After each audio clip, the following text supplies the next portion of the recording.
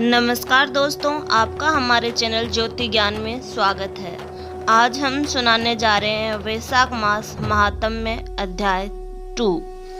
नारद जी कहते हैं, वैशाख मास में धूप से तपे और थके मांदे ब्राह्मणों को श्रमनाशक सुखद पलंग देकर मनुष्य कभी जन्म मृत्यु आदि के क्लेशों से कष्ट नहीं पाता। जो वैशाख मास में पहनने के लिए कपड़े और बिछावन देता है, वह उसी जन्म में सब भोगों से संपन्न हो जाता है और समस्त पापों से रहित हो जाता है और मोक्ष को प्राप्त होता है। जो तिनके की बनी या अन्य खजूर आदि के पत्तों की बनी हुई चटाई दान करता है, उसकी उस चटाई पर साक्षात भगवान विष्णु शयन करते हैं। चटाई देने वाला बैठने और बिछाने आदि में सब ओर से सुखी रहता है। जो सोने के लिए चटाई और कंबल देता है, वह उतने ही मात्र से मुक्त हो जाता है। निद्रा से दुख का नाश होता है, निद्रा से थकावट दूर होती है और वह निद्रा चटाई पर सोने वाले को सुखपूर्वक आ जाती है। धूप से कष्ट पाए हरा श्रेष्ठ ब्राह्मण को जो सूक्ष्मतर वस्त्र दान करता है, वह पूर्ण आयु और प्रलोक में उत्तम गति को पाता है। जो पुरुष ब्राह्मण को फूल और रोली देता है, वह लौकिक भोगों का भोग करके मोक्ष को प्राप्त होता है। जो खस कुश और जल से वासित चंदन देता है, वह सब भोगों में देवताओं की सहायता पाता है तथा उसके पाप और दुख की हानि होकर परमानंद की प्राप्ति होती है। वैशाख के धर्म को जानने वाला जो पुरुष गोरोचन और कस्तूरी का दान करता है, वह तीनों तापों से मुक्त होकर परम शांति को प्राप्त होता है। जो विश्रामशाला बनवाकर प्याऊ सहित ब्राह्मण को दान करता है, वह लोकों का अधिपति होता है। जो सड़क के किनारे बगीचा, पोखरा, कुआं और मंडप बनवाता है, वह धर्मात्मा है। उसे पुत्रों की क्या आवश्यकता है।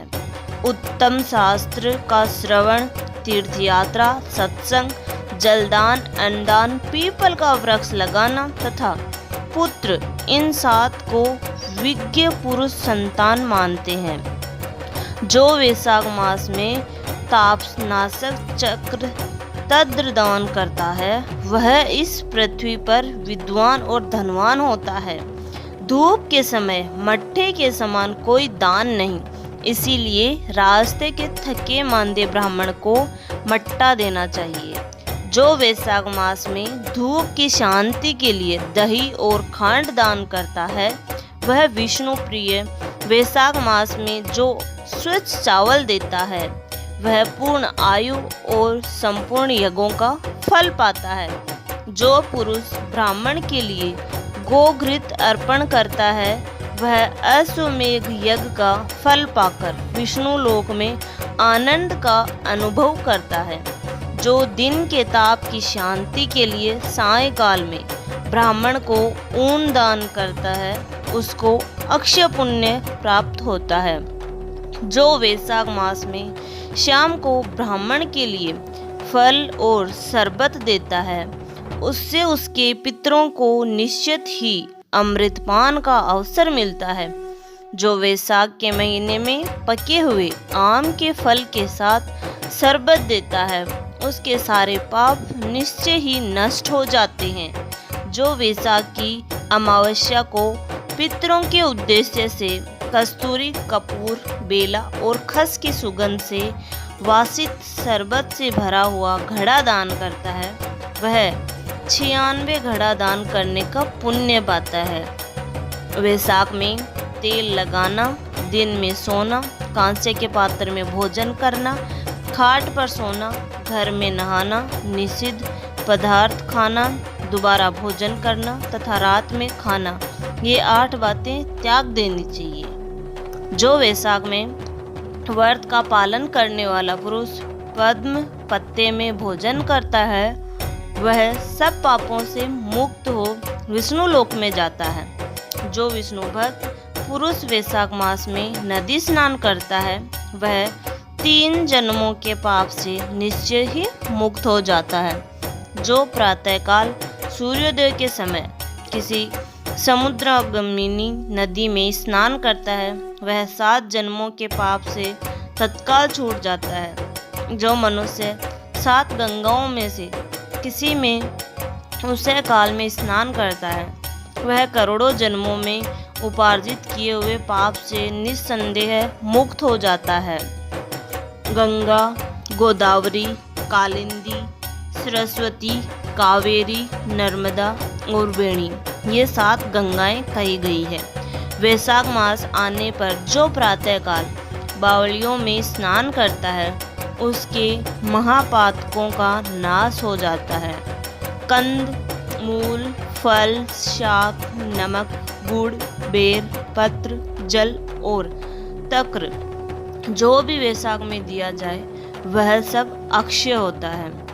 ब्रह्मा आदि देवता भी बिना दिए हुए कोई वस्तु नहीं पाते। जो दान से हीन है वह निर्धन होता है। अतः सुख की इच्छा रखने वाले पुरुष को वैशाख मास में अवश्य दान करना चाहिए। सूर्य देव के मेष राशि में स्थित होने पर भगवान विष्णु के उद्देश्य से अवश्य प्रातःकाल स्नान करके भगवान विष्णु की पूजा करनी चाहिए।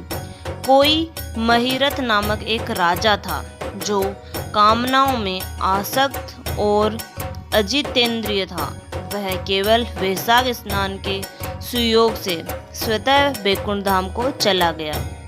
वैशाख मास के देवता भगवान मधुसूदन है, अतएव वह सफल मास है। वैशाख मास में भगवान की प्रार्थना का मंत्र इस प्रकार है। मधुसूदन देवेश वैशाखे मेषगे रेवो प्रातः स्नानम करिष्यामि निर्विघ्नं कुरु माधव। हे मधुसूदन, हे देवेश्वर माधव, मैं मेष राशि में सूर्य के स्थित होने पर वैशाख मास में प्रातः स्नान करूंगा। आप इसे निर्विघ्न पूर्ण कीजिए। तत्पश्चात इस मंत्र से अर्घ्य प्रदान करें। वैशाखे मेषगे भानो प्रातः स्नान प्रायण अर्घ तेहम प्रदास्यामि ग्रहण मधुसूदन। सूर्य के मेष राशि पर स्थित रहते हुए वैशाख मास में प्रातः स्नान के नियम से संलग्न होकर मैं आपको अर्घ्य देता हूँ। मधुसूदन इसे ग्रहण कीजिए। इस प्रकार अर्घ्य समर्पण करके स्नान करें। फिर वस्त्रों को पहनकर संध्या तर्पण आदि सब कर्मों को पूरा करके वैशाख मास में विकसित होने वाले पुष्पों से भगवान विष्णु की पूजा करें। इसके बाद वैशाख मास के महात्म्य को सूचित करने वाली भगवान विष्णु की कथा सुने। ऐसा करने से कोटि जन्मों के पापों से मुक्त होकर मनुष्य मोक्ष को प्राप्त होता है। यह शरीर अपने अधीन है, जल भी अपने अधीन ही है, साथ ही अपनी जीवा भी अपने वश में है। अतः इस स्वाधीन शरीर से स्वाधीन जल में स्नान करके स्वाधीन जीवा से हरि इन 2 अक्षरों को उच्चारण करें। जो वैशाख मास में तुलसी दल से भगवान विष्णु की पूजा करता है वह विष्णु की सायुज्य मुक्ति को पाता है। अतः अनेक प्रकार के भक्ति मार्ग से तथा भांति भांति के व्रतों द्वारा भगवान विष्णु की सेवा तथा उनके सगुण या निर्गुण स्वरूप का अनन्य चित्त से ध्यान करना चाहिए। धन्यवाद दोस्तों, यहाँ तक बने रहने के लिए। ऐसी ही जानकारी पाने के लिए हमारे चैनल को लाइक, शेयर एंड सब्सक्राइब करें।